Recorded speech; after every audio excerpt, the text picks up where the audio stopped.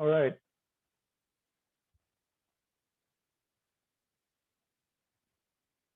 Okay. We will start our third session for the day, third and last session for the day. Give me a minute here. All right. Okay. Our next speaker for this morning is Dr. Ruth Irwin, former professor of education at the University of Aberdeen and the University of Fiji. Dr. Irwin is now an adjunct professor with the Faculty of Education at Royal Melbourne Institute of Technology University. She's also currently active on issues of climate change in the public sector. Her research engages with indigenous thought, feminism, new materialism, and continental philosophy. She's also an author with 4 books in her name, including Heidegger, Politics and Climate Change, 2008, Climate Change and Philosophy, 2010, and Beyond the Free Market, 2014. She's currently working on a new monograph called Economic Futures, Climate Change and Modernity with Routledge, due next year. The future project for Dr. Irwin is on Nietzsche, Heidegger, and Blasio on nihilism and social change. The title of Dr. Irwin's talk is Engendered Bodies and a Taxonomy of the Posthuman in the Anthropocene. So without further delay, let's welcome Dr. Irwin. Hello, I'm not sure if I'm saying good morning or good afternoon. I'm in Sydney in Gaimaragal country, and I'd like to pay my respects to the local Indigenous people here and to the people over in your conference in the Philippines. It's fantastic. So thank you very much for inviting me. I'm just going to launch straight into this talk, and there should be plenty of time for questions at the end. Some of it's a bit complicated, but you'll just have to bear with me a little bit. So the talk is really about a critique of the Anthropocene as it is now and the policy and politics that goes with that, and what we can possibly do about it. So individual rationality continues to underpin political policy making and economics, despite the sustained critique from many realms of philosophy, psychology, and even physics. In this paper, I look at 3 of these realms: feminist embodiment, quantum physics, and Māori Indigenous philosophy, to rethink classical individualism and how it can be replaced with a more integrated environmental symbiosis. The feminist critique of Cartesian individualism dissolves the harsh separation between subject and object, culture and nature. Quantum physics offers us entanglement and the observer effect, which demonstrates that at the most basic levels, the world is better understood as waves of interference rather than discrete objects. And Māori philosophy concepts such as whenua and whakapapa are an ancient taxonomy that integrates the genealogy of the human with the genealogy of the earth. And these 3 modes of understanding work together to show how integrated we are, how communal speech, history, and environment together provokes a new orientation for policy and economics, which positions the environment at its heart instead of ignoring it as an externality. And the significance of these ideas can shift the horizon of thought and extend the philosophy of politics and policy to an eco-social paradigm. Could we move on to slide 2, please?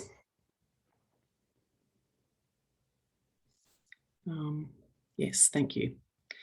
So this slide shows some plastic which has actually become rock. And this is one of the indicators that we've now entered a new epoch from the Holocene to the Anthropocene. The scale of human impact and global population on the planetary ecology has never been so extreme. Globally, humanity is finding it almost impossible to scale down the impact of industrial consumerism on the environment. Climate change is bringing the stability of the Holocene era to a close, and with it, the conditions that made human civilizations possible to thrive. This proximity to the end of modern industrialism brings some of our deep-held practices and beliefs into sharp relief, as it becomes increasingly obvious that the outcomes are so catastrophic. It behoves us to begin thinking about the nature of humanity from the ground up, so as to discern new directions for a shift in cultural norms that will serve such a huge population more equitably and with a smaller environmental impact. Can we have slide 3, please? In 1945, the Hiroshima and Nagasaki bombs released radioactive isotopes that have permanently altered the signature of the Earth. And over the last 50 years or more, plastics have been released and distributed across the Earth's surface, with microplastics in the deepest ocean trenches and the most remote icebound polar landscapes. This is microplastics in Arctic ice, Arctic sea ice, and you can see that there's a lot of plastic there.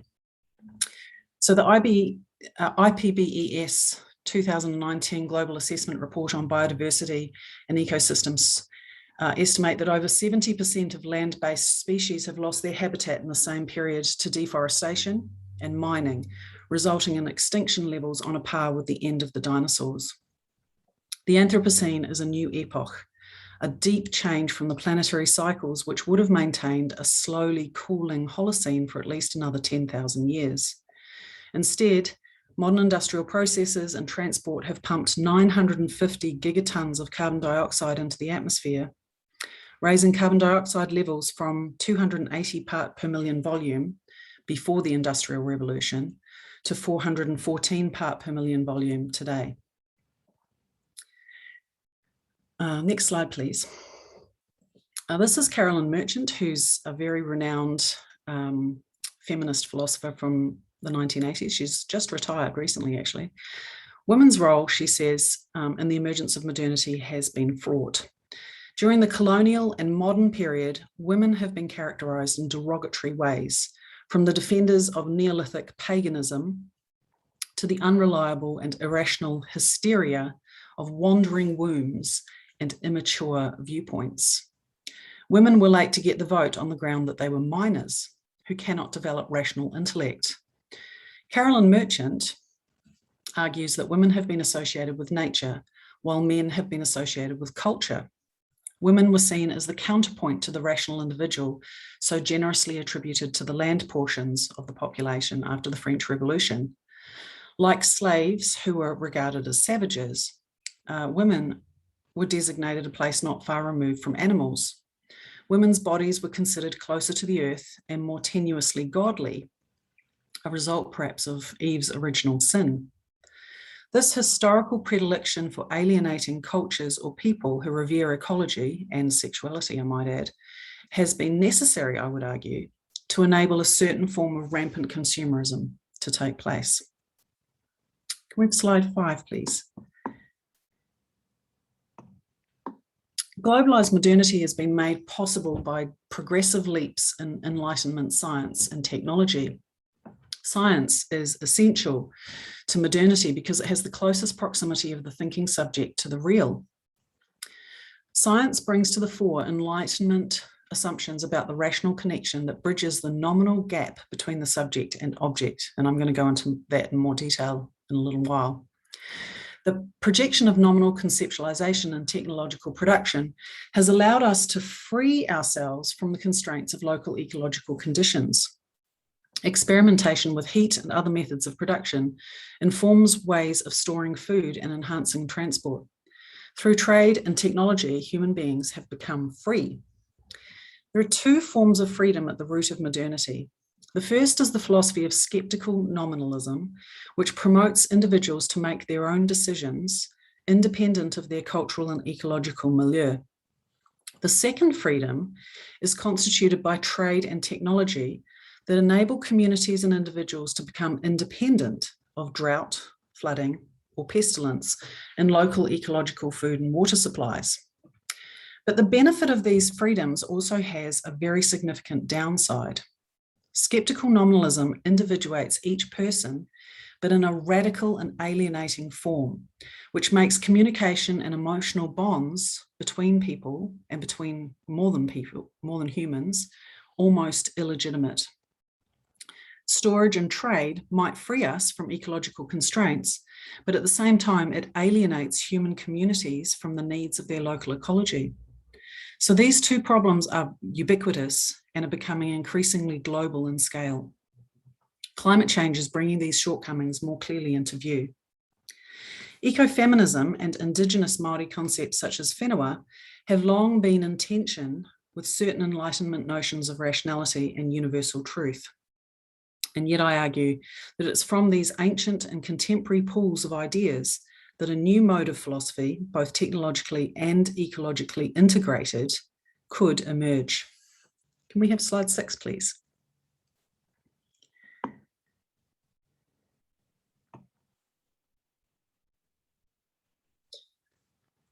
I'm not sure who's doing, yeah, that's it.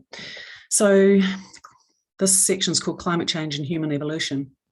The Holocene period is the latest and most temperate of the Pleistocene epoch. The Holocene was about 12,000 years of stability and remarkable temperate conditions.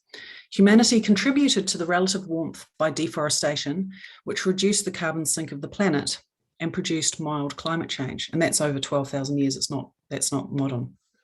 In other words, we were highly successful and had a moderate impact on our ecological niche, which actually helped us to thrive. Then, after about 10,000 years of amenable conditions, like other species thriving in comparable circumstances, we began a sudden population explosion. And you can see this with bacteria or mice or locusts. You know, there's a whole lot of species which suddenly blast. Population growth is commensurate but not entirely conditioned by the emergence of the Industrial Revolution.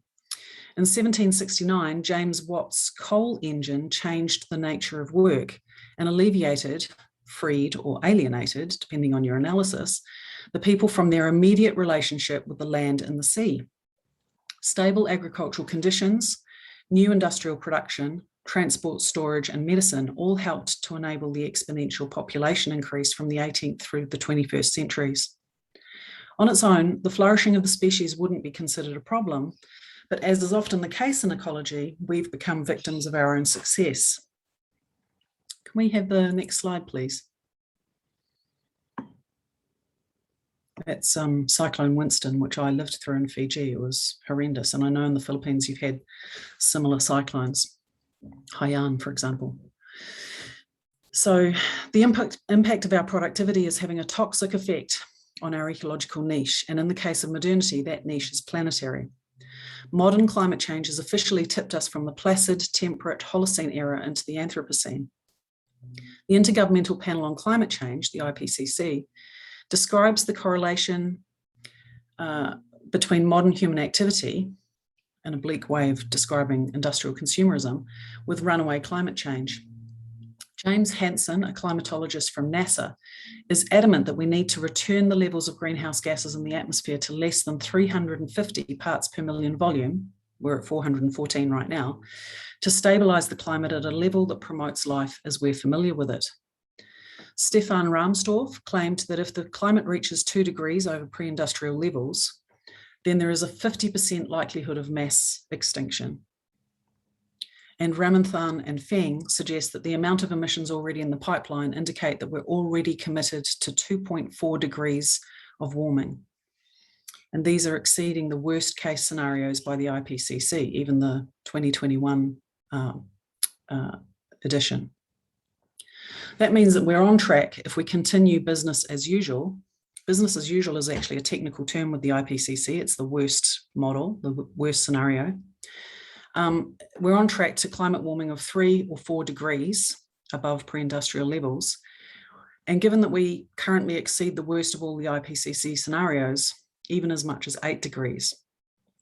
And modelling in Australia shows that there's almost total extinction at 5 degrees above pre-industrial levels. So we really are in very, very dire situation.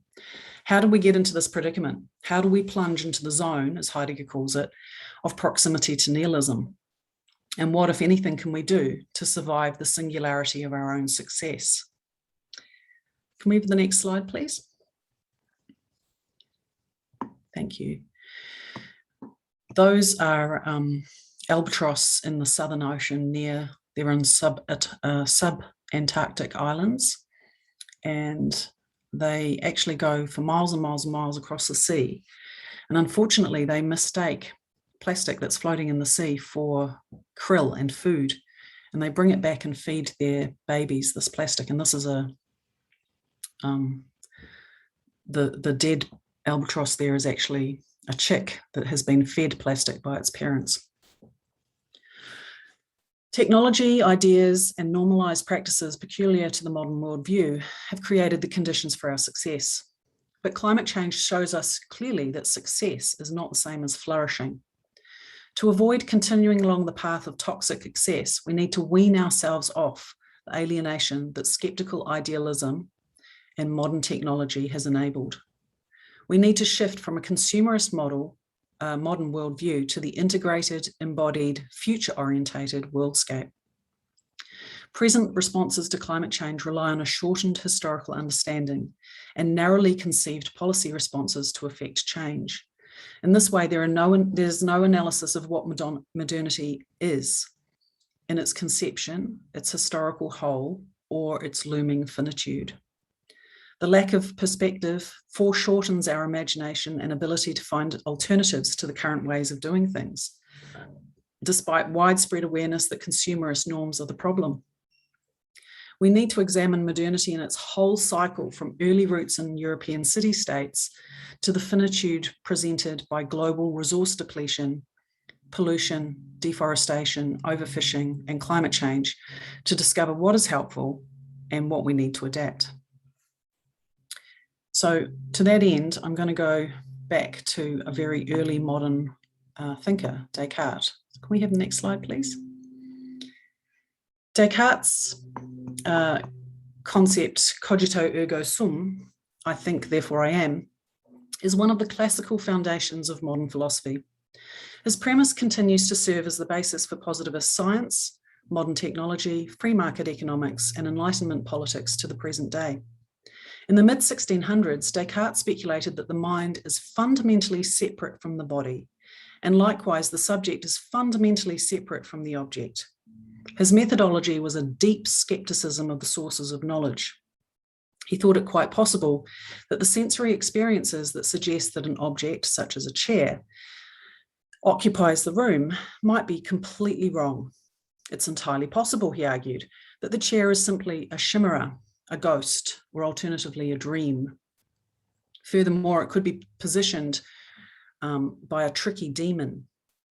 All these possibilities conspire to make the body's sensory information unreliable. Thus, for Descartes, logical deduction is the primary means of ascertaining the truth about objects.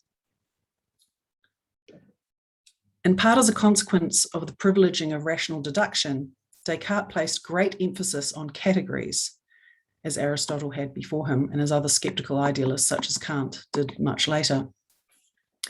These ideas were the basis for mankind and his worldview, which is to say that the privileging rationality and the essential categories and substantive rule it produced to describe the world did not apply to women.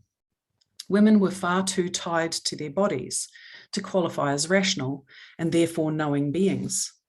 Women were regarded as frequently hysterical, a condition that was literally thought to be their wombs wandering around in their organ cavity. The ancient Greek word for womb has the same root, hysterectomy, hysteria. It's the same word. Women remained legal minors and were considered incapable of the rationality required for voting until well into the 20th century. And nor were women the only group to remain illegitimate. The colonial period is commensurate with the spread of modernity and the expansion of human population. At best, the indigenous peoples that early modern Europeans came across were regarded as noble savages, e.g. Māori in New Zealand were considered noble savages, and at worst, little more than animals. In other words, Aboriginals in Australia were where it was regarded as terra nullis, empty land. The colonialism embedded in the philosophy of modernity is now in a state of transition. Black Lives Matter, a resurgence in feminism, an upswell in marginalised sexualities are all challenging identity politics. Added to that, climate change is profoundly impacting regions all over the planet. Slowly, political and financial institutions are bowing under pressure to change.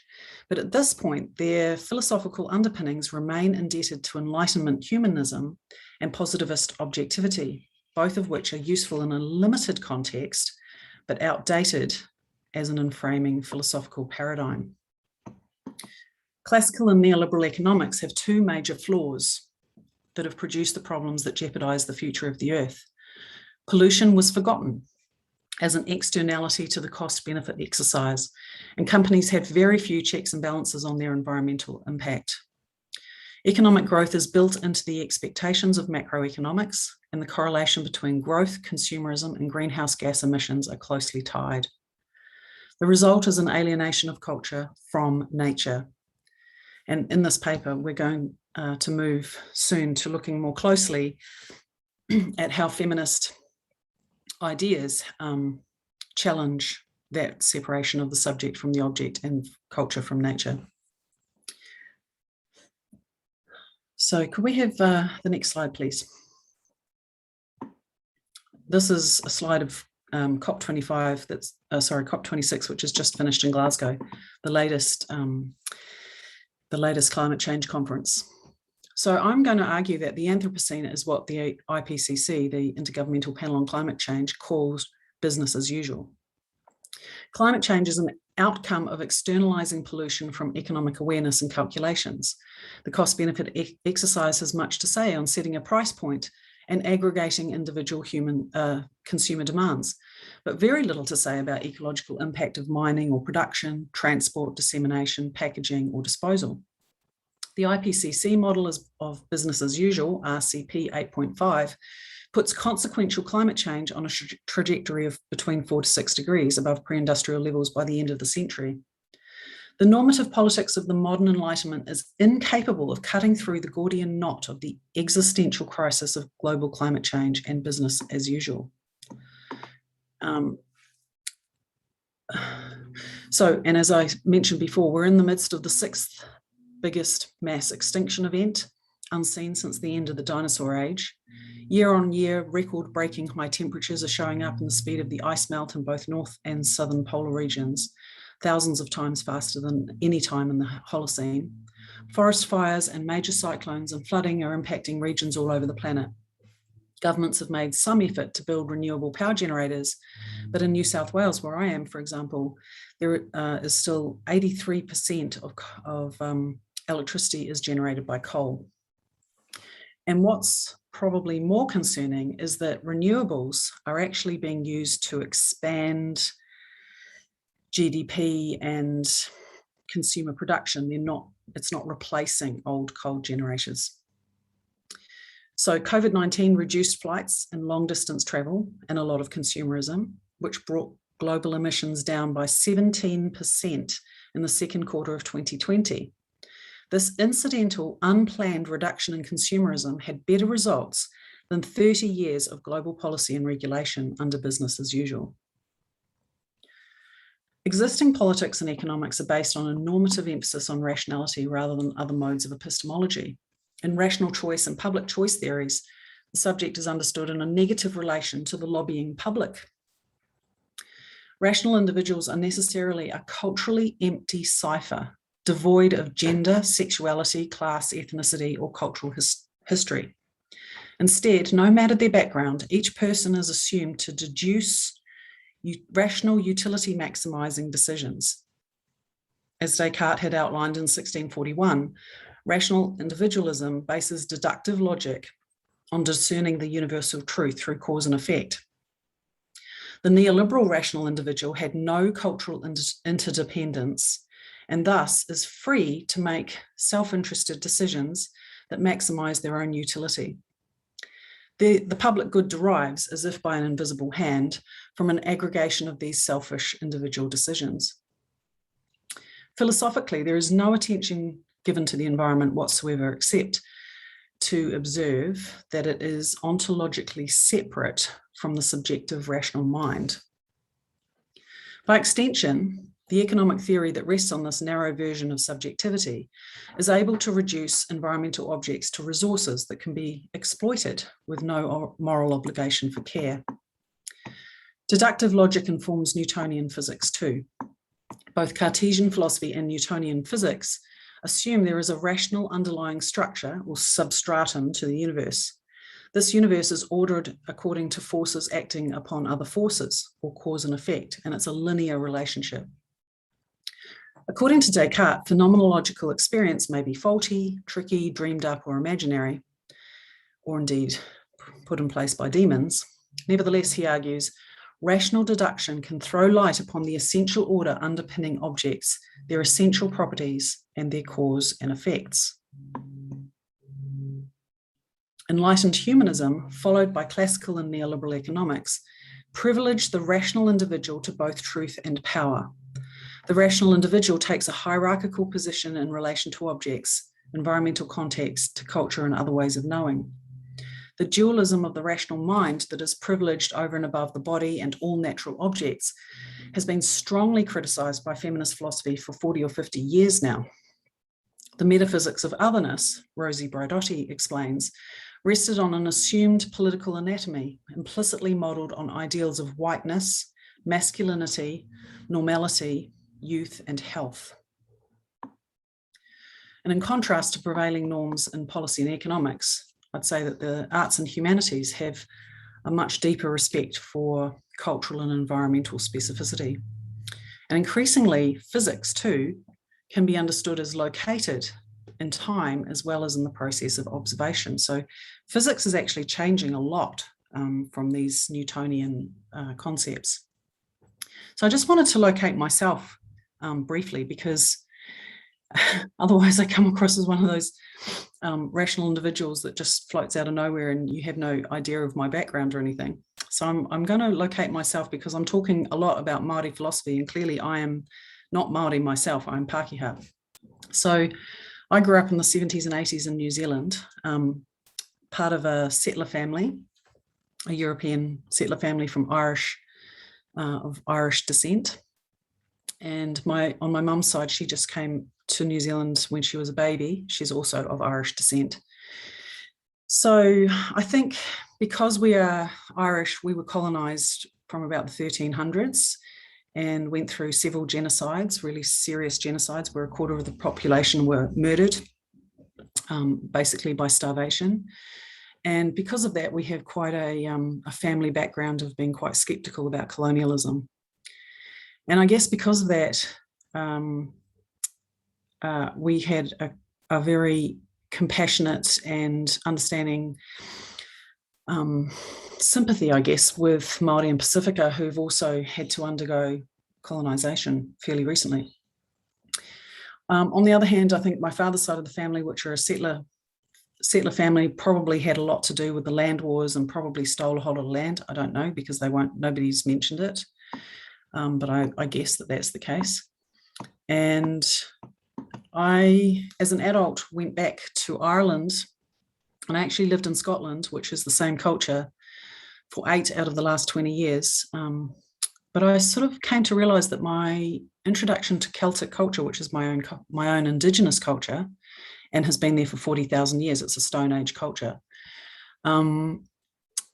is really shaped by Māori culture, because that's what I grew up with and that's what's familiar. So when I try and understand Celtic stuff, I do it through a Māori lens. So I really do owe a massive debt to Māori culture, to people that I know, to being part of the community, and for their hospitality and generosity, and particularly with the ideas that I'm going to be talking about with you now. So Māori philosophy is one of interrelated kinship across ecology. And this is really important opening up of contemporary philosophy to generate an embodied, phenomenological and thoughtful conception of human epistemology without reductive and narrow framing of thought as merely rational deduction, and with no other range for an ethos of decision-making. So in contrast to the dualism, which separates the subject who knows from the object to be known, which Descartes was on about, I want to make a case for a deep-seated connection of people with ecology. And this integration of people in place is not reduced to a static, fixed mode of knowing one identifiable home, But it also includes the nomadic, the global, the immigrant, the entrepreneurial, and the technological. All these contemporary relationships can abandon the dualistic alienation of human subject from natural object and acknowledge the deep, extended interrelationship with ecology. Most important, the eco-sociological opens up the horizon of thinking from its anthropocentric preoccupation to a more environmental outlook. And the basis of this is what Rosie Braidotti calls bio-egalitarianism. So to come back to Descartes once more, Cartesian skepticism of the body privileges the rational deductive mind over the evidence of phenomenological experience. It sets a course for objective science where experiments aim to replicate data sets to reduce the failure of personal interpretation. Excuse me, I just need a drink. Yet the colonial enterprise wasn't merely the expansion of science as promoted by, say, Captain Cook's second voyage to New Zealand to measure the transit of Venus. This justification does not explain the violent brutality that sought to wipe out indigenous modes of thought and annihilate forests and species in the service of farming, logging, and mining. The alienation of the mind from the body in Descartes set a scene for a culture of alienation and exploitation throughout modernity. In contrast to the Cartesian dualism, which separates the subject who knows from the object to be known, I want to join the ranks of ecofeminists, making a case for this deep-seated cohesion of people with nature. And those feminists might include Carolyn Merchant, Val Plumwood, Elizabeth Gross, Donna Haraway, Rosie Braidotti, just to name a couple. Can we please move to the next slide? Oh, sorry, that's the one. I missed that. This is my Celtic origin, so we'll have to zoom past that one. And this is my Māori origins. Sorry, I forgot to tell you to move to those two. So the next one should be on Fukuyama. Yes, thank you. All right, this is Francis Fukuyama, who famously trumpeted the failure of egalitarian communism in his 1992 book, The End of History. He claims the dialectic between communism and capitalism has been won by the superior organization of capitalist consumer societies. But towards the end of this text, he argues that the real danger to liberalism or modern enlightenment is not communism anymore, but an even deeper egalitarianism with no claims to global trade or consumer distribution. Unlike all other liberals, just the same as all other liberals, Fukuyama regards human rationality as the signature of status and superiority over other species and natural objects. As science increasingly understands the modes of communication at play within and between other species, including birds, whales, meerkats, and trees, the superiority of human rationality as a marker of unique significance is becoming increasingly questionable. But for Fukuyama, the early intimations of these ecological branches of philosophy of mind fundamentally disorientate liberal order. And I just want to go through this quote from his book, The End of History. It's quite revealing of how this kind of bio-egalitarianism that I'm talking about really will have quite a fundamental impact on the premises of liberalism. So Fukuyama says, the extension of the principle of equality to apply not just to human beings, but to non-human creation as well, may sound today bizarre, but it's implied in our current impasse in thinking about the question, what is man? If we truly believe that he is not capable of moral choice or the autonomous use of reason, if he can be understood entirely in terms of the subhuman, then it's not only possible, but inevitable that rights will gradually be extended to animals and other natural beings as well as men. The liberal concept of an equal and universal humanity with a specifically human dignity will be attacked both from above and below by those who assert that certain group identities are more important than the quality of being human, and by those who believe that being human constitutes nothing distinctive against the non-human. The intellectual impasse in which modern relativism has left us does not permit us to answer either of these attacks definitively, and therefore does not permit defense of liberal rights traditionally understood. Fukuyama's fear is our salvation. He wishes to maintain the privilege of humanity, especially rich and middle-class humanity, which is superimposed on resource exploitation. Yet that consumer exploitation is itself the core of business as usual and the unspoken justification for the alienated culture of modernity. And here I want to talk a little bit about Martin Heidegger's notion of the pace of technology. So consumerism dictates the pace of production and resource use with little regard for the seasonal cycles of the Earth's limited carrying capacity.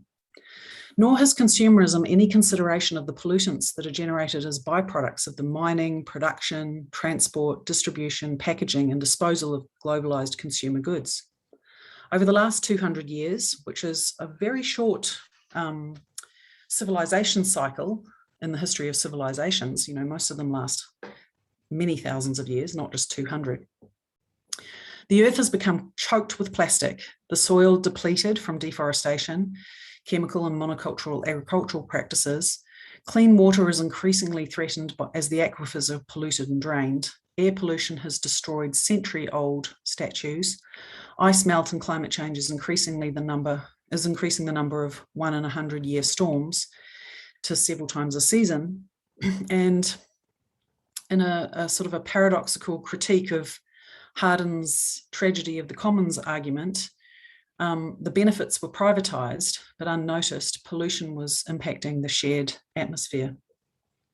So for decades, the calls of environmentalists and scientists went unheeded, as the warnings about resource exhaustion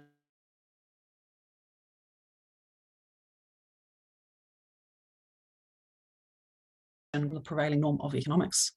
Incidental. They've been forgotten as unresolvable in the juggernaut of globalized economic production. For 30 years, Fukuyama was right. Capitalism dominated the world. And to understand the current status of neoliberal policy and economics and the obstacles to transitioning to a post-human world, it's helpful to look at Heidegger. His concept of the technological gestalt is that it's the horizon of thought of modernity. And he argues that modern technology is fundamentally different from earlier technological cultures. Technology has altered our relationship to the earth. Earlier craft work was held to the pace of the seasons, to the ebb and flow of the river, or the seasonal abundance of the crops, and so forth. But modern technology has freed us from these constraints of seasonal pace so that we don't have to grind the corn when the river is full enough to drive a water wheel. And instead, it's not the natural seasons that paces productivity, but instead the demands of consumerism. So the river is dammed and water is released through turbines at the demand of the market. This shift from ecological pacing to consumer pacing both frees and alienates us from the intimate connections of local ecology. Heidegger argues that we've forgotten almost entirely this earlier close relationship with the constraints of the land, and modern technology inframes our way of thinking at all levels. The consumer ethos allows people to trade their way past local constraints in weather, pollution, resource exhaustion, or pandemic. So Earth's warning signs are obscured by the demands of a consumer lifestyle. Heidegger describes this as forgetting to ask the essential question of being. However, the disaster of climate change has become so acute that denial and obscurantism is becoming displaced. In 2019, 11,000 scientists issued a last warning, giving until 2030 to reduce emissions to net zero or provoke near certain mass extinction. They were unequivocal in their condemnation of wealthy consumerism, which was vastly disproportionate emissions to the world's poor. And this is a quote from their text. The climate crisis is closely linked to excessive consumption of the wealthy lifestyle. The most affluent countries are mainly responsible for the historic greenhouse gas emissions and generally have the greatest per capita emissions. So Fukuyama's end of history has taken an unexpected turn. Rather than the foreclosure of the dialectic with consumerism getting increasingly sophisticated, it's an existential threat to the type of life presently occupying planet Earth. Perhaps not an end to life per se, but certainly an end to many of the species as we know them. So now I'm going to turn to the feminist discussion. Can we have the next slide, please? So this is about embodied entanglement. Second wave feminism incorporated the political and philosophical spectrum from right to left.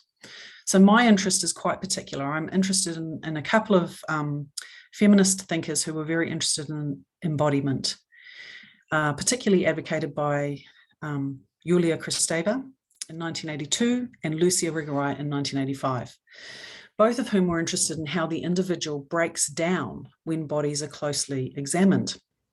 Women are understood as abject, which means another word for abject is disgusting, right? So women were understood as abject and excessive in opposition to a rational male figure who barely possessed a body, but whose phallus stood for language.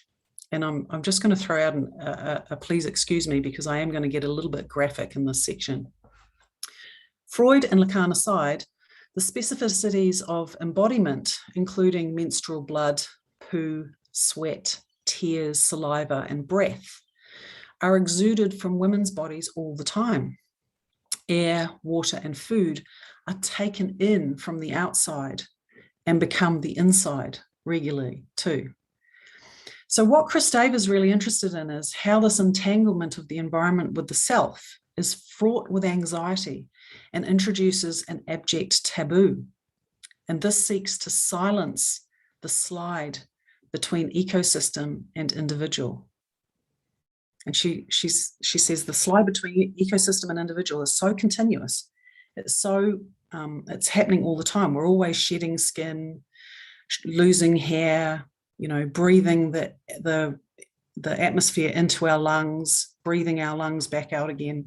These interactions are taking place all the time. So to have this illusion of the individual, we actually have to go through this process of disgust at what's not me. So intrinsically bound together, self and environment are so difficult to differentiate that psychological abjection is necessary. The individual subject turns out to have frail boundaries. To compensate, the subject divests herself of the evidence that the self is in a constant entropic and negentropic state by inputting and divesting parts that are me and parts that are other. Abject disgust at the liquid excesses oozing out of pores and orifices are a mechanism for creating the illusion of integrity and identity.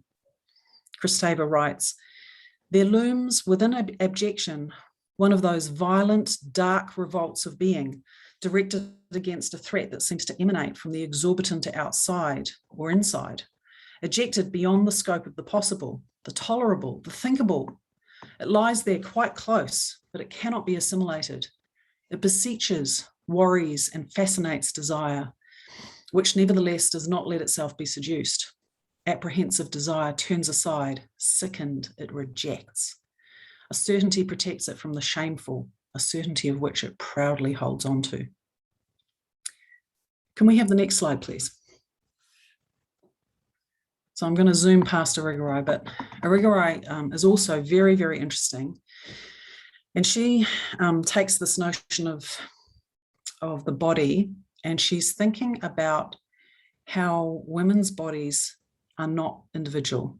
They're not one. If you have a pregnant body, then obviously it's multiple me's. And this is completely inconceivable to liberal individual philosophy. It just never ever gets mentioned or considered. So she writes, whence the mystery that women represents in a culture claiming to count everything, to number everything by units, to inventory everything as individualities. She is neither one nor two. Rigorously speaking, she cannot be identified either as one person or as two. She resists all adequate definition. And these two feminist philosophers of the body are really unpicking the fundamentals of rational individualism, and that just, when you look at it closely, it just starts to disintegrate. Irigaray and Kristeva dismantled the individualistic ethos by embracing the blood, gore, and multiplicity of the hysterical womb that Enlightenment rationality had outlawed. Can we have the next slide, please?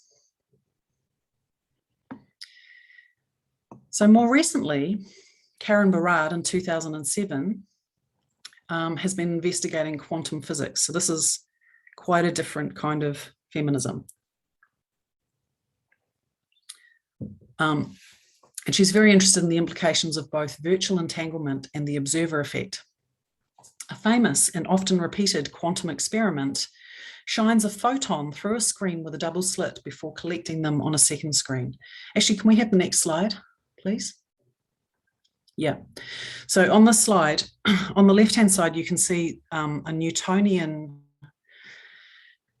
conception of if you shine a light or if you shine particles through a sheet of metal with two gaps in it, then what you should get is parallel on the screen that you catch it with. It should be, the particles should just show up parallel to the gaps in the screen. But for quantum physics, something really very different happens. So strangely, the photon behaves like a wave rather than a molecule. That is, instead of showing up on the far screen directly opposite the double slit, as the Newtonian one should, the single photon goes through both slits at the same time. And it creates an interference pattern with itself, which then spreads like an oscillation across the final screen. How is this possible? The photon hasn't decided where it is. It's behaving like a light wave instead of a particle. And this is quantum physics. It's entangled. It's virtual. The observer effect changes the situation dramatically. So as soon as you introduce a mechanism that identifies where the particle is, then the photon behaves like a particle. And it lands or locates itself as a single particle rather than this spectrum of possibility that you see on the right-hand side. The observation of the particle forces it to decide and locate. So observation, in other words, is not neutral. You don't get to have a subjective knower observing an object as though there's no interaction between them. There is a profound interaction between them. It changes the behavior of the particle and what the particle does. Having said that, the particle doesn't behave like the Newtonian one, which in parallel with those slits.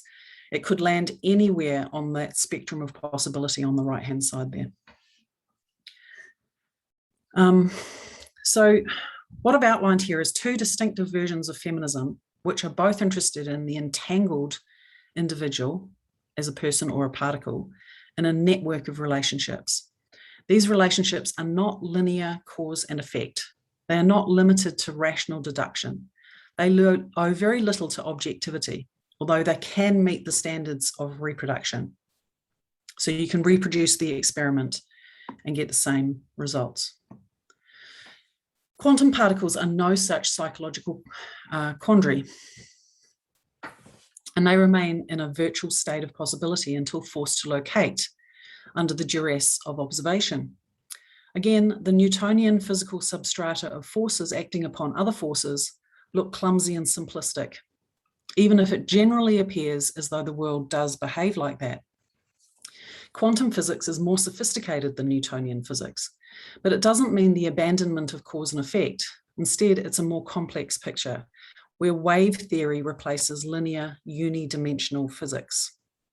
Virtual possibility is mathematically accessible, and new technologies such as quantum computing are on the cusp of emerging. So these deep changes in the assumption of physics are about to become better understood by the lay population. It's difficult to tie Māori concepts with the abject taboo of bodily fluids discussed by Irigaray and Kristeva for cultural reasons. And that in itself is very interesting, but I'm not going to explore it in this paper. But my point is not about the taboo. Māori concepts such as whakapapa and whenua intricately interweave humanity with the rest of ecology And these forms of entanglement are reinforced by feminist embodiment and quantum physics. The entanglement of embodied philosophy, quantum physics, and indigenous ecological kin relations are completely revolutionizing the basis of contemporary metaphysics, and thus of contemporary political philosophy and economics. Can we have the next slide? Thanks. So cultural relativism has been positioned as problematic for the reasons Fukuyama so explicitly laid out. Māori are well aware of it.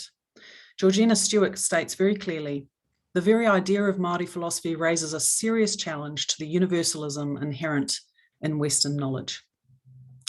At the risk of distorting Māori concepts of genealogy yet again, which has happened frequently, I wish to delve into the concept of whakapapa to help create a revaluation of values in te ao hurihuri, the contemporary world. Heidegger's critique of contemporary modernity is that the horizon of thought is shaped by modern technology, which alienates or frees us from the constraints of local production. Oh, I just lost my place. Sorry. Something odd happened. Here we go. Okay. And this freedom or alienation is very difficult to avoid because it's in a vicious cycle. Oh, just jumped around again. Sorry, I'm not quite sure what's happening. Okay, back to where we should be. So I guess what I'm trying to do here is not to revert to Te Ao Tawhito, which is the ancient world, because that has a different horizon of thought. It has a different taxonomy, a different knowledge creation, and a different pace of productivity, distribution, and onto epistemology. So my purpose here is very specific. The technological and framing of knowledge shaped by modernity is very, very problematic. It's not merely nihilistic, it's informed by a dystopian idea of alienated progress, which we've all been traversing towards mass extinction for about 200 years. And I want to take some of these ideas from Māori philosophy and think about how they work in today's world. Māori modes of technology ownership and knowledge production are intimately tied with ecology and place. A particular grove of shrubby trees in a village called Mohau, for example, are called the Tainui trees because they originated in the cord bindings on the great voyaging Tainui canoe.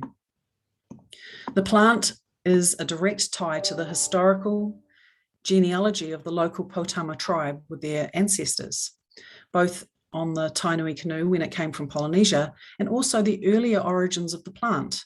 And Mohau is an important original stopping off place for Potama ancestors. So this grove of trees triggers important memories of landscape, of older landscapes, of an ocean full of Polynesian islands, connecting whakapapa with ocean, islands, plants, and tribal ancestors. Whakapapa is a core concept in the Māori worldview. It's usually defined in English as genealogy, but this is an oversimplification. Often whakapapa is invoked with long trees of illustrious ancestors, invoking, as critiqued by Cheryl Wairia Itirangi Smith, a kind of modern identity politics. But there's no doubt that hierarchical lineage is culturally important and inscribed in the cheeks of the tamoko, the tattooing. However, Smith is clear that nowadays whakapapa is becoming more reconstructed as a means of identity, whereas actually it maps out the nature of existence. And that's what I'm interested in.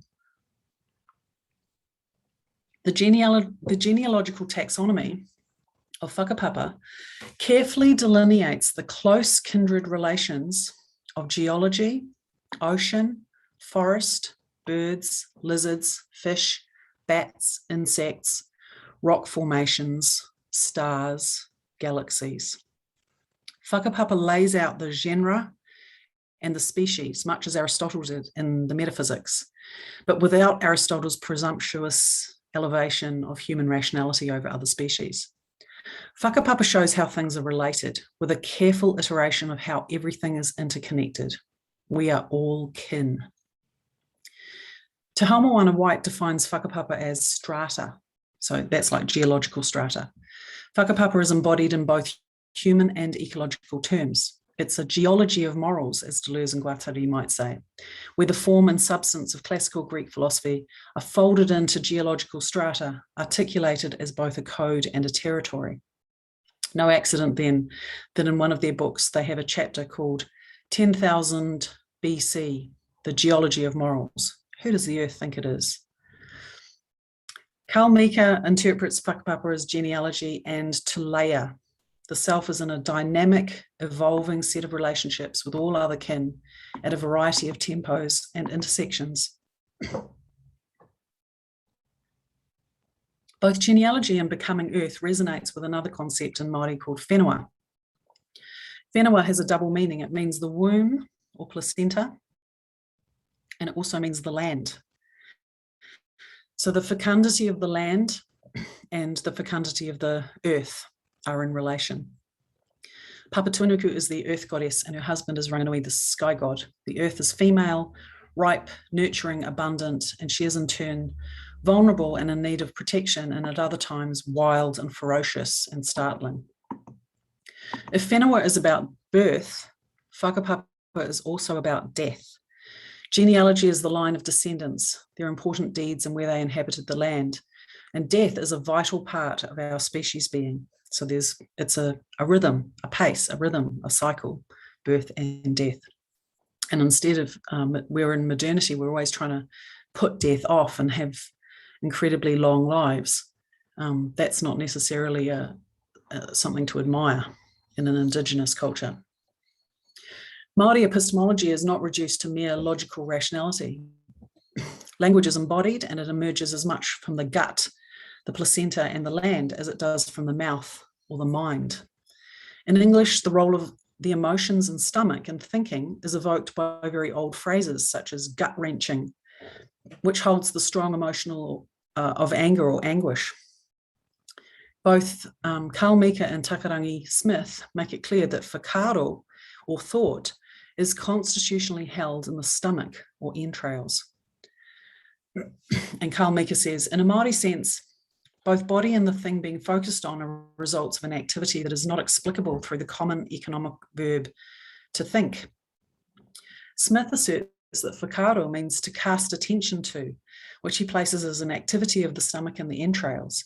He continues, the stomach is associated with the era tangata aspect or earthly component of that which forms the basis of action. It's not, however, the actual process of rational thought, but a concerned inclination towards the world that whakaaro heralds.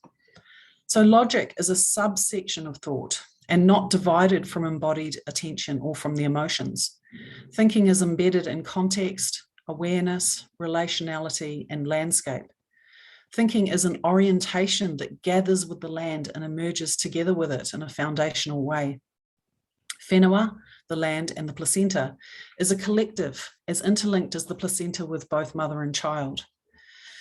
Takarangi Smith explains how people are always understood together with land, tangata whenua. And he says, tangata whenua truth is not an objectified, definitive truth, but a recognition of relationships and interconnectedness which defines the uniqueness of things and individuals. Thinking is closely associated with the body, and memory, as I mentioned above with the tainui trees, is intimately tied to particular places, plants, and geological formations. Māori do not reify thought to a purely human endeavour, but recognise the mountains, rivers, ocean, forest, and atmosphere as persons. Delamere evokes speaking, te reo, as an interwoven ecology.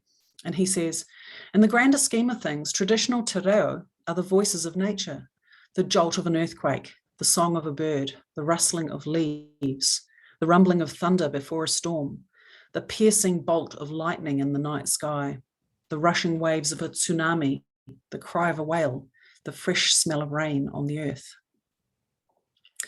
Embodied thoughtful attunement into the language of the strata, the unfolding cycles of birth and death and birth again, and the more than human kin that walk with us on our way, are integrated into the bedrock of philosophy, politics, and economics that is unacceptable to the isolated, skeptical, rational individual of Cartesian fame.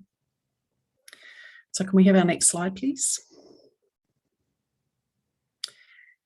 So the question then becomes, there are two futures. One is bio-egalitarian and the other is the end of nature. If we're to shift the basis of understanding of what it is to be human from individualistic solipsism to interrelated, context-driven eco-sapiens, then the axis of philosophy and policy shift. Economics cannot simply exclude pollution and toxicity, rubbish, or the ecological impact of mining to an externality that doesn't count in the cost-benefit analysis. That is not an option that's available when the socio-ecological is at the centre stage. Bio-egalitarianism, as Rosie Braidotti puts it, is not simply relativism where animals are given equal status to human beings. Instead, it's a recognition of the symbiotic relationship of us all, where the humans simply cannot exist without the ecosystem of which we are a part. This is a materialism that, like whakapapa, incorporates all aspects of ecology, not merely the sentient.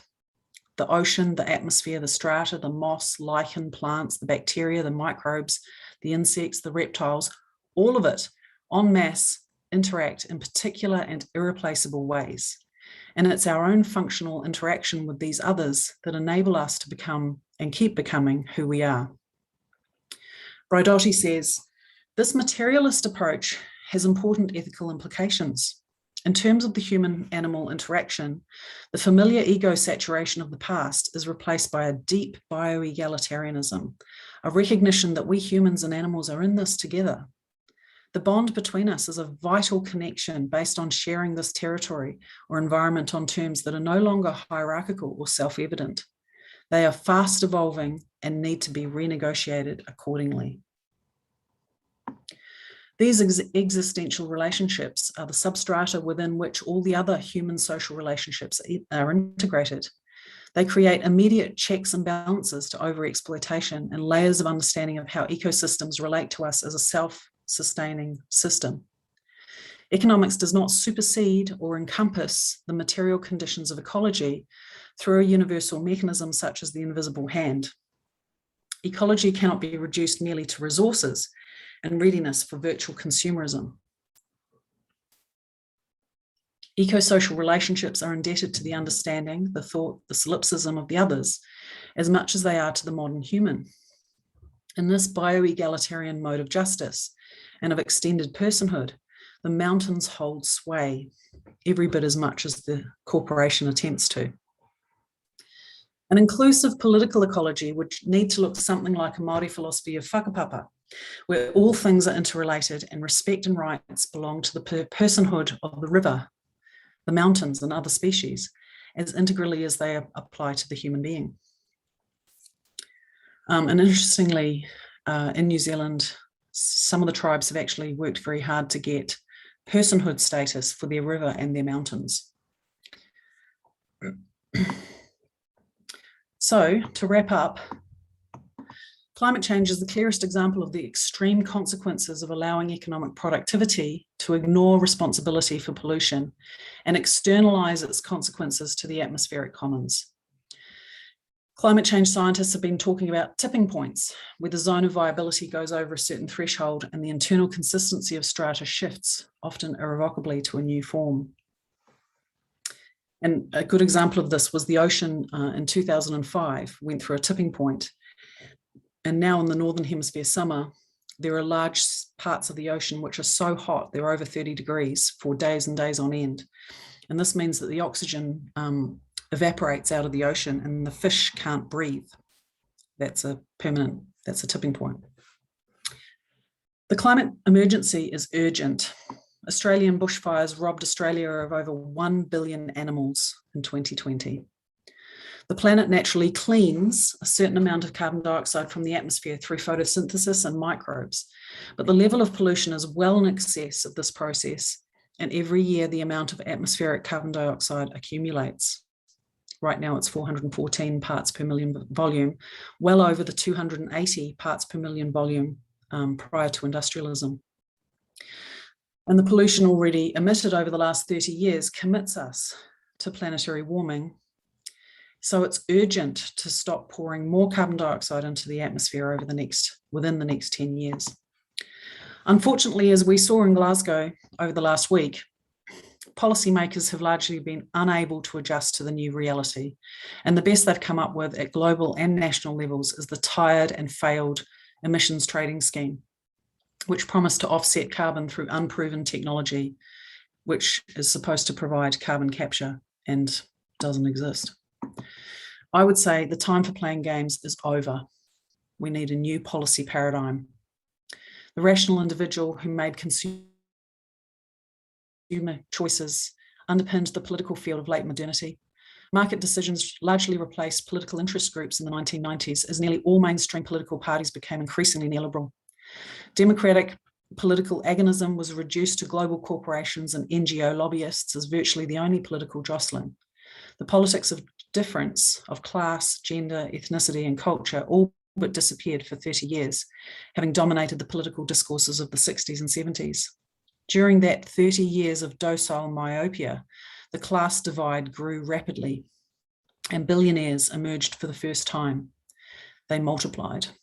Land and other natural resources were quickly allocated to a few corporations rather than the community with its broad, diverse, and more than human occupants. The environmental devastation being created by large-scale industrialism was obscured by the comforts and freedom of consumerism and ever more passive mass media. However, concepts from feminist embodiment, quantum physics, and Māori philosophy, and other Indigenous philosophies, and bioegalitarianism bring together in deep integration and synthesis rather than holding subject and object apart in a dualist separation of states. Bioegalitarianism does not deny rational thought or abandon deductive logic, but it positions these modes of interaction within and against other embodied emotional comportments rather than in hierarchical superiority to them. These are important conceptual and legal apparatus to change the status quo and to thrive in a future made turbulent by 200 years of selfish anthropocentrism. Change is upon us, whether we will it or not. Climate change and other pollution problems such as plastics is making the existential links between humanity and ecology deeply felt within urban and rural populations. The policymakers, business and political leaders need to adjust by throwing out an outdated policy allegiance to neoliberalism and embracing a more complex, sophisticated and bioegalitarian approach that places ecological concerns on a par with embodied human rationality, a mode of knowing that displaces selfish individualism as an immature phase of modern civilization and enables a safer, more embracing mode of interacting that is good for the socio-ecology as a whole. Thanks.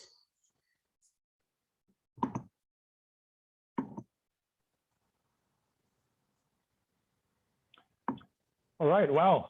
Thank you, Dr. Irwin. Your talk was quite wide-ranging, and there was a lot of significant and technical discussions in the material you presented.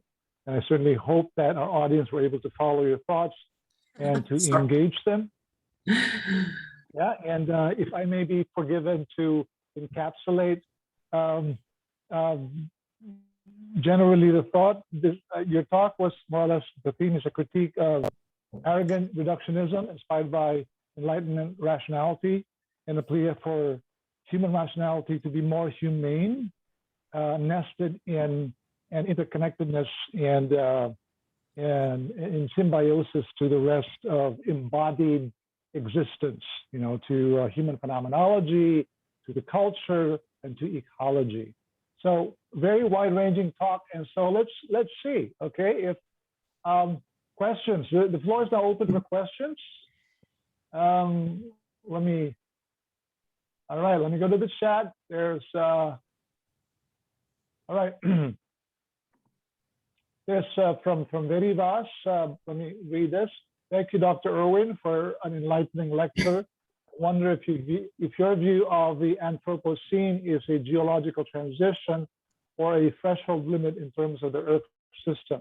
I'm aware that whether the Anthropocene is a geological epoch is still debated, talk about the problem of discovering the golden spike in rock strata to prove the human impact on the planet, which may take a long time to materialize. But in terms of planetary boundaries that have been crossed by greenhouse gas emissions causing climate change, the Anthropocene fits in the label of a new planetary age. I wonder which Anthropocene you are developing here and why you think, if I'm correct in assuming, that it is a better interpretation of the geological changes we're experiencing, especially in relation to current gender struggles. Again, there's so much there, so much in this question. Yeah, it's a good question. I'm not sure that we need to choose one. You know, I think both of those Anthropocenes are operating together. That's why I was saying that I think the Anthropocene is what the IPCC is calling RCP 8.5, business as usual, which they describe as the worst case model, right? But it's actually what we're doing. And it's that RCP 8.5, business as usual, that is producing the Anthropocene. Because you can definitely see that Hiroshima and Nagasaki, I mean, there's multiple ways in which the Anthropocene is getting defined. One of them was that for the first time, a planet became a star when we released nuclear fusion, right? When we had these atomic tests and radioactive isotopes in the same way that the sun is full of radioactive isotopes. A planet never had that before, but Earth has. And in fact, those radioactive isotopes are everywhere on the planet. There's not one spot where there are no radioactivity going on because of the nuclear bombs that we've let off. So there are some people that argue that that's the beginning of the Anthropocene. You can put a date on it, it's 1949. And then there are other people that argue that the plastics, that there's a strata of microplastics that can be seen absolutely everywhere on the planet. And as soon as you see a strata like that, then that becomes a geological feature. And we can change the understanding of the Holocene to the the human Pocene, because we can see these human artifacts, again, everywhere on the planet, in the deepest ocean trenches, in the very far polar caps. There is no, at the very top of mountains, there is nowhere where there is no microplastics. Microplastics are everywhere. And you could see from that image that I showed you that it's not just 1 grand per, 3,000 square meters. It's a lot. So there are various ways that we can interpret the Anthropocene. That's certainly true. And there are some people, just like with climate change, who want to deny that the Anthropocene is a thing. And then there are other people too, like Donna Haraway, for example, who says the Anthropocene is an excuse. Why do we need to talk about the Anthropocene? It's just, it's irrelevant. We should be taking more responsibility. It makes us look as though we're not responsible for all this stuff. Why don't we just call it the Capitalocene? That's what it is, isn't it? So I don't think you need to do either or. I think it's both and. All right. Okay. Thank you for that response. Another question here from Charlie Dagwasi. All right. Thanks, Madam Ruth, for that great lecture. I wonder if we can derive an ethics from the Anthropocene. I mean, the possibility of ethics based on the assumption that humans are separate from the physical realm, therefore can impose their activities on nature or analyze nature as an object of judgment, good or bad. That is what ethicality basically means. Humans are capable of autonomous actions, but autonomous from what? If, however, an ethic such as this is inconceivable in the age of the Anthropocene, why then talk about a post-human ethics? If I'm right to presume that this is the ethics we can derive from Bradoti, for instance.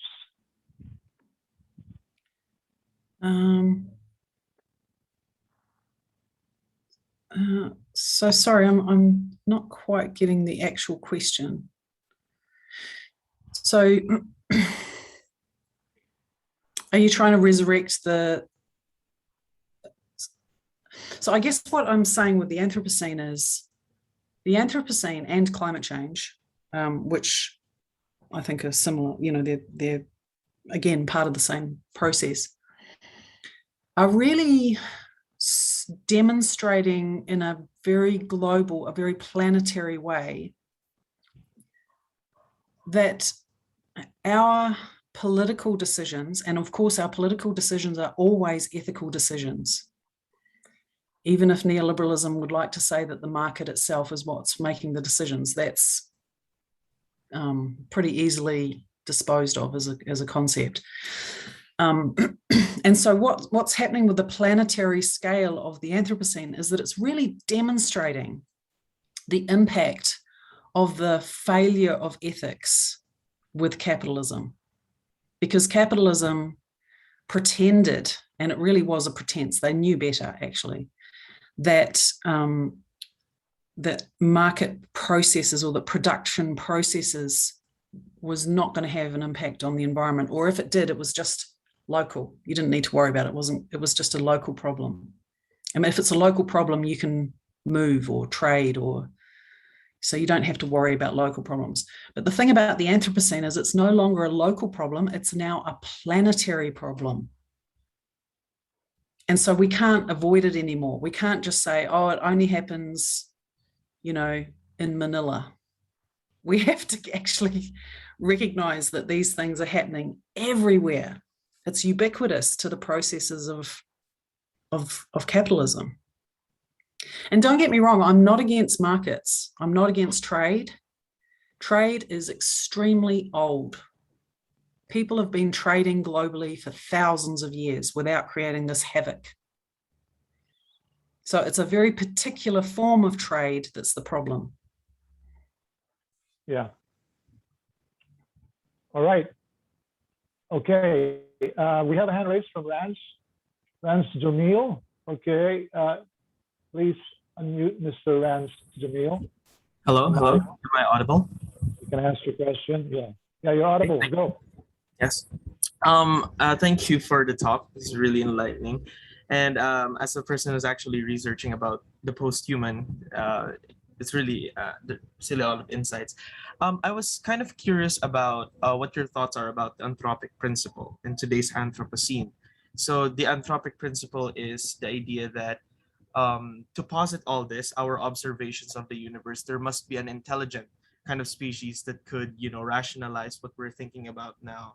But since the posthuman has kind of revealed that we're not the essential being that we once thought we were, how does the anthropic principle place in all this? That there's, as Haraway would say, that this idea of dividing the human and the animal, the human and the machine, is kind of disappearing as the more that we interact with them, especially in the Anthropocene, where the environment, we're not as invincible to the effects of the environment today.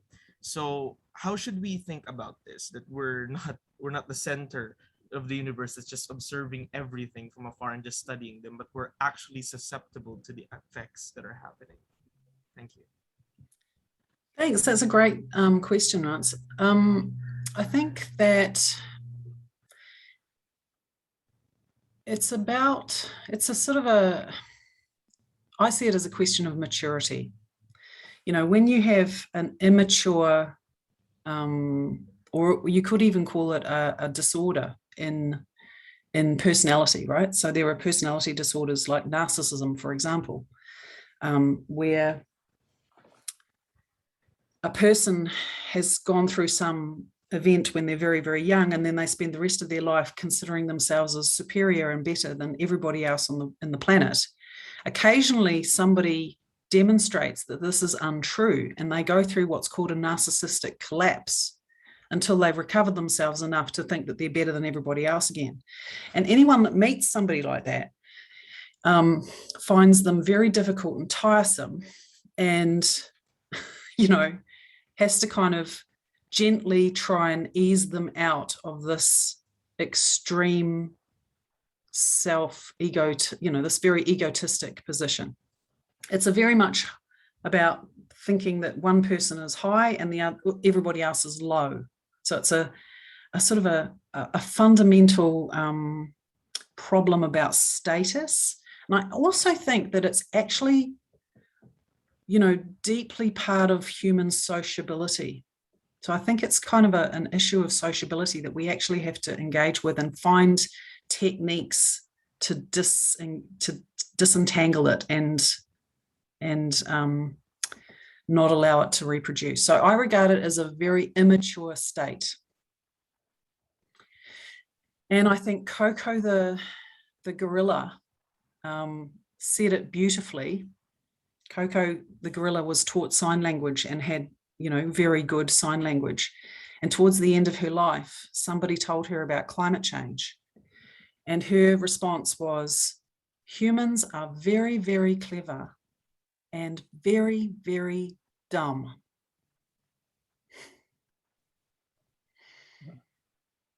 All right, interesting. Okay, maybe one more question for you, Dr. Irwin. Okay, let me just read two here. One is a follow-up question, and one is a question from Dr. Joaquin. Thanks for the interesting talk, Ruth. Just one thought: there have been many no-impact activities in recent years. Such awareness activities aim to minimize our impact in the earth. I hope to hear your thoughts on such activities, especially your thoughts on their philosophical motivations. No impact activities. Did you say no impact activities? Yeah. If you can open the chat, I think you can read the questions there from Dr. Joaquin. Well, I'd be quite interested to see a no impact activity. I don't think I've seen any. However, it's certainly true that there are, it's absolutely possible and very plausible for us to have a low ecological impact, even with, 8 or 9 billion people on the planet. It's very possible. So there are local ways of growing vegetables where you use a whole lot of different plants mixed in together, and they're not necessarily huge monocultures. So let me give you an idea of the difference that I'm talking about. Permaculture, which is a European way of understanding this kind of growing, but actually indigenous people do it all over the world. They will have small plots of cassava, small plots of potatoes, different things. And so you get lots of different insects and lots of different animals coming through, and the soil is rich and in good condition. Or you can do it the American way, which they have thousands and thousands and thousands of hectares of almond trees. And the almond trees flower for 3 weeks a year. And that means that for 3 weeks a year, they need bees to do the pollination. But because it's thousands and thousands and thousands of hectares, the bees have absolutely nothing to eat for the other 49 weeks of the year. So they have to truck bees in to do the pollination and then truck them back out again, right? This is terrible for the ecology. It's terrible management. It's really poor. We don't have to do it that way. We know how to do it. We know how to do permaculture. We know how not to use poisons on the land. We know how to fertilize and, bring in seaweed and make things lush and fertile. Yeah, and the extent of the population does impact that. I mean, I don't think we can get rid of global trade. And I think people that assume that we can are wrong. That's just not going to be possible. Right. But nevertheless, we can definitely do it better. All right. Okay, that's optimism. Yeah, we can do it. And okay, we have no more time, so it's supposed to be the Q&A. And all right. So let's have our photos taken. All right. So please, all your videos, turn them on for the photo op. All righty. Okay. If you want your glasses off, you can take them off, please. All your videos on for the photo op. Your smiles. Okay, ready? 3, 2, 1. Another one. 3, 2, 1. Page 2. 3, 2, 1. Thank you. So I'm sorry, it looks as though I lost a few people, or maybe I just can't see you all. Oh no, sorry, I've just had the wrong view. There you all are. That's great. Wonderful. Well, it's been a real pleasure, and I just wanted to say thank you so much for inviting me. And I just think what you're doing in the Philippines is so fantastic. Every time I've had a contact with your philosophical community, it's always really exciting. I think you're doing really fantastic work. So I just wanted to sing out and say, woohoo, it's great. The pleasure is all ours, Dr. Irwin. So thank you once again. All right, so we will have a lunch break, an hour of lunch break, and the afternoon sessions will start at 1. Thank you very much. God bless you all. All right. Thank you, Dr. Irwin.